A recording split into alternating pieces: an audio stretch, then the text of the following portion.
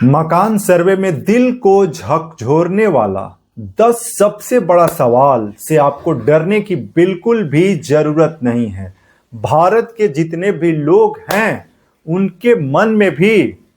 ये 10 बड़े सवाल जो हैं चल रहे होंगे कि आखिर इन सवालों का जवाब मुझे कैसे देना है।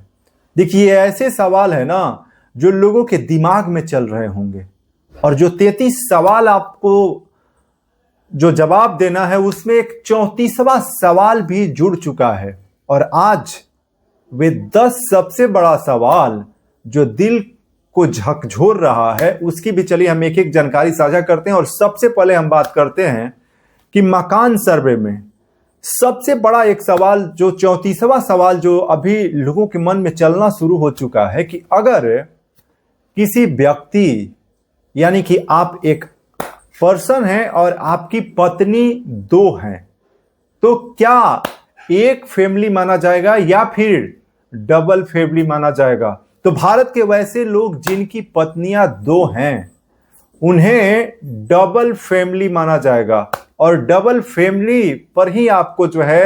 अपना जवाब देना होगा। यानी एक व्यक्ति 2 पत्नी तो डबल फैमिली। अब देखिए, एक अजब गजब सवाल यह है कि एक पत्नी और एक पत्नी के हस्बैंड 2 हैं,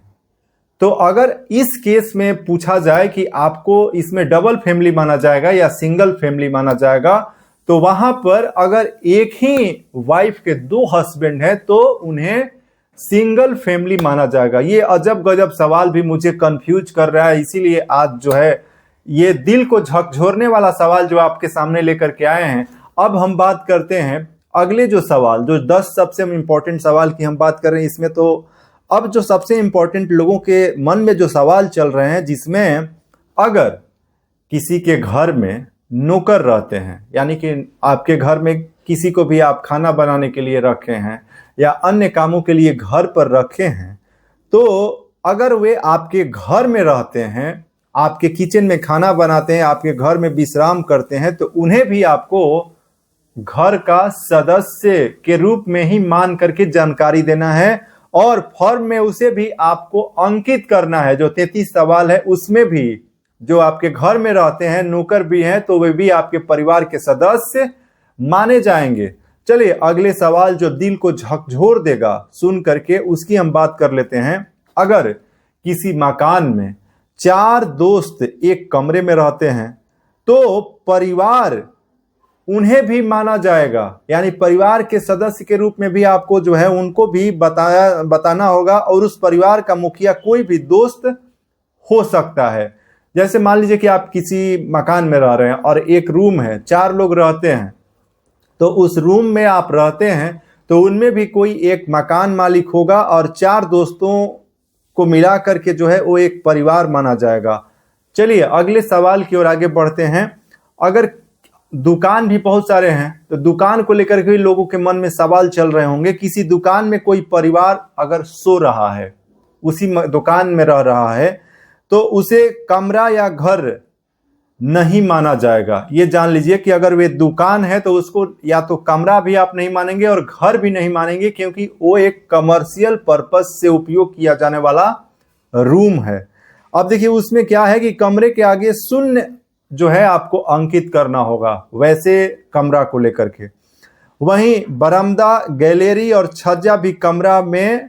नहीं होना चाहिए। उस कमरा में ये सभी चीजें जो है उसमें नहीं होना चाहिए। चलिए अगले सवाल की ओर आगे बढ़ते हैं। और परिवार को सोने के लिए कमरा ही जरूरी माना गया है। परिवार जिस मकान में रह रहे हैं और उसमें कमरा नहीं है सोने के लिए, तो देखिए उसमें इससे आवासीय गणना भी की जाएगी, यानी कि जो रूम है जिसमें आदमी रहता है उसे ही आवासीय जो है गणना में किया जाएगा। अब इससे जो है इससे पता चल पाएगा कि कितने परिवारों के पास कमरा नहीं है। यानी कि एक मकान के अंदर मान लीजिए कि लोग बरामदे में सो रहे हैं या कोई कमरा ही नहीं है, ऐसे ही कहीं फर्श पर जो है वो सो रहे हैं, तो उसे जो है आवास नहीं माना जाएगा। उनको जिनका रूम है स्पेशल, उसे ही कमरा और आवासीय जो है उसकी जानकारी में शामिल किया जाएगा। जो बरामदे में सो रहे हैं, दुकान में सो रहे हैं, अन्य जगहों पर सो रहे हैं, वैसे जगहों को आवासीय मकान की श्रेणी में नहीं माना जाएगा। चलिए अब हम कुछ और भी अनसुलझे सवाल और झकझोरने वाले सवाल है, जैसे कि अगर किसी व्यक्ति का मकान जो है भारत के अलग अलग राज्यों में है, यानी कि बिहार में भी है, उत्तर प्रदेश में भी है, दिल्ली में भी है और अन्य राज्यों में भी है, और व्यक्ति एक ही है, तो उस मकान का जो है अभी लिस्टिंग कैसे होगा? तो इसका जवाब है कि अगर भारत के अलग अलग राज्यों में आपका मकान है तो उस राज्य में गणना होगा और हर एक मकान का यूनिक नंबर जो है जारी किया जाएगा। उस राज्य में जो है जहां पर भी है वहां पे गणना करके वो आप ही के नाम पर गणना होगा, लेकिन उसका एक साथ जो है अटैचमेंट नहीं होगा, हर एक मकान का एक यूनिक नंबर जारी होगा। अगला सवाल आपके मन में चल रहा होगा कि अगर एक ही राज्य में एक व्यक्ति के मकान जो है अलग अलग शहरों में हो सकते हैं, गांव में हो सकते हैं, तो उसका सर्वे कैसे होगा? तो अगर एक राज्य में भी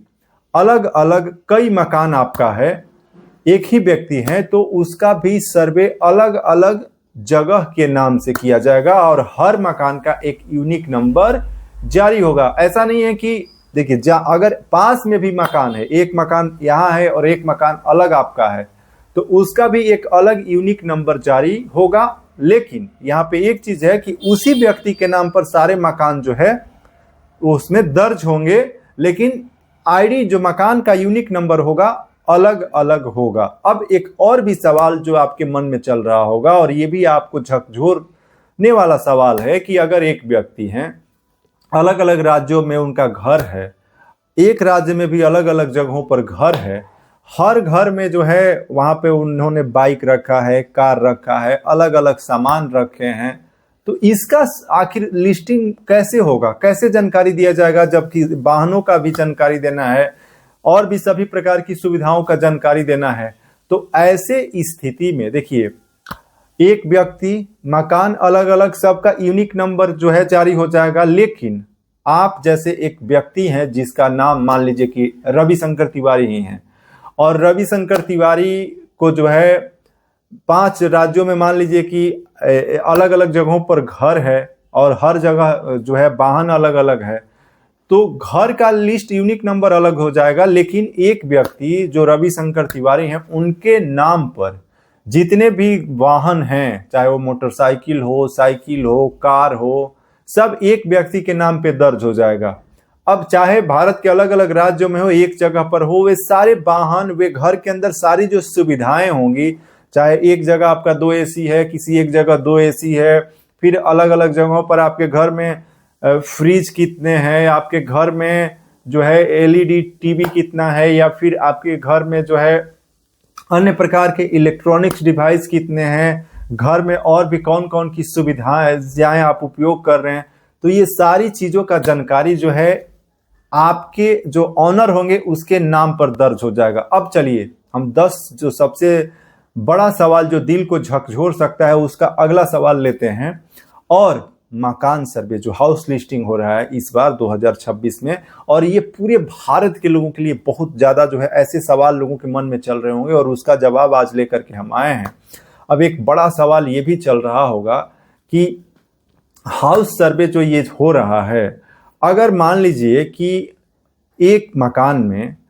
5-7 लोग रहते हैं, सबका शादी हो चुका है, और उस मकान का माता पिता भी हैं, बाबा भी हैं और उनके नाती हैं, और सभी लोग जो है फैमिली के साथ रहते हैं, तो मकान का किनके नाम पर सर्वे होगा? एक चीज आज आपको स्पष्ट करना चाहते हैं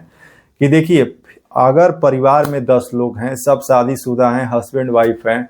तो मकान का मालिक कौन होगा? मकान का मालिक वही होगा जो 10 लोग जो है परिवार में मुखिया किसी एक को मानते हैं। या इस बार का जो सर्वे हो रहा है, देखिए स्पष्ट हम करना चाहते हैं, जब हम एक बार और वीडियो बना करके आप लोगों को बताए थे कागज वाली बात, कागज देखिए हम इसलिए आपको बताए, जागरूक करने के लिए बताए थे कि कभी कभी जैसे मान लीजिए कि एक ही मकान के 2 लोग आपस में जो है विवाद कर दिए हैं कि किसके नाम से मकान होगा, हम मालिक हैं, हम मालिक हैं, तो उस समय जो है जो प्रसंगणक जो आपके घर पर आएंगे तो उनको जो है देखने के लिए केवल जो है हो सकता है कि वे कागज मांगे। लेकिन गवर्नमेंट का ऐसा कोई रूल नहीं है कि इस मकान सर्वे में आपको कागज देना ही जरूरी है। कागज देने की जरूरत हमने पहले भी बताया है, आज भी हम बता रहे हैं कि जरूरत नहीं है। इन केस अगर कहीं पर जो है किसी भी प्रकार का डिस्प्यूट क्रिएट होता है तो वे देखने के पर्पज से हो सकता है कि कागज आपसे मांग सकते हैं, और वो भी कागज हम वही बताए हैं जो कि सभी के पास नॉर्मली मौजूद रहता है। तो जिसका मकान है, जिसके नाम से मकान है, और जो मुखिया हैं, घर के हेड ऑफ द फैमिली हैं, वे जो है उनके नाम पर जो है मकान मालिक का जो है आप नाम दे सकते हैं और सर्वे करा सकते हैं। तो पूरे भारत में जो अभी मकान सर्वे चल रहा है, हाउस लिस्टिंग हो रहा है, जिसमें कुछ राज्यों में जो है अभी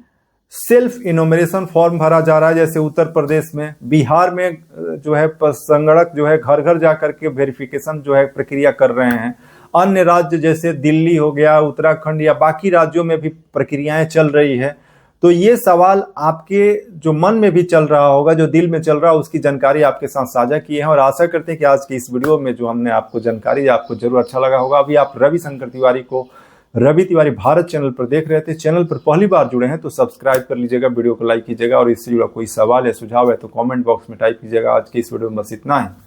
जय हिंद।